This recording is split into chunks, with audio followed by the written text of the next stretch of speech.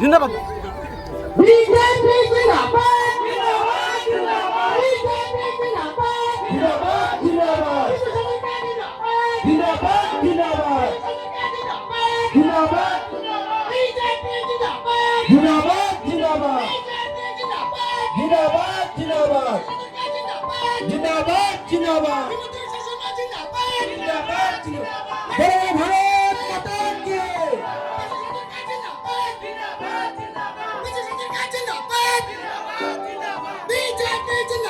ভাৰতীয় জনতা পাৰ্টি মায়ামণ্ডলৰ উদ্যোগত আয়োজন কৰা এই বিশাল উপসভাপতি স্বামী তথা বিশিষ্ট সমাজসেৱক তেখেতকো আজি আমাৰ দলত যোগদান কৰিছে।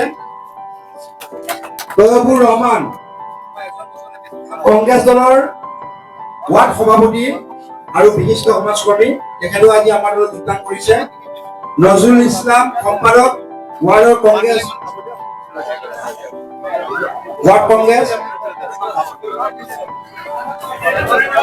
হুছেইন আলী কংগ্ৰেছ কৰ্মী, জমিৰুদ্দিন, নুৰ মহম্মদ। যি আমাৰ ইয়াত মায়ং মণ্ডলৰ অন্তৰ্গত ইয়াত জইনিং কাৰ্যসূচী হৈছে। এই ইয়াতে আমাৰ এটা গাঁৱত প্ৰায় 450 পৰা 500 মানুহ জইন কৰিছে ভাৰতীয় জনতা পাৰ্টিত। যে সংখ্যালঘু সমাজৰ মানুহখিনি লাহে লাহে বুজি পোৱা হৈছে যে একচুৱেলি উন্নয়ন লাগে, মানুহৰ উন্নয়নৰ স্বাৰ্থত মানুহে কংগ্ৰেছৰ মিছা প্ৰতাৰণা, কংগ্ৰেছৰ মিছা প্ৰলোভন বাদ দি লাহে লাহে সংখ্যালঘু সমাজ ওলাই আহিছে। এইটো আমাৰ কাৰণে শুভ লক্ষণ। অনাগত দিনত নগাঁও যি উপনিৰ্বাচন আছে, উপনিৰ্বাচনতে ভাৰতীয় জনতা পাৰ্টীয়ে সংখ্যালঘু সম্প্ৰদায়ৰ সমৰ্থন আদায় কৰা নহয়, অনাগত যিবিলাক বিধানসভা নিৰ্বাচন আছে, বিভিন্ন নিৰ্বাচনত সংখ্যালঘু সমাজে আমাৰ ভাৰতীয় জনতা পাৰ্টীক আঁকোৱালি ল'ব বুলি আমি বিশ্বাস।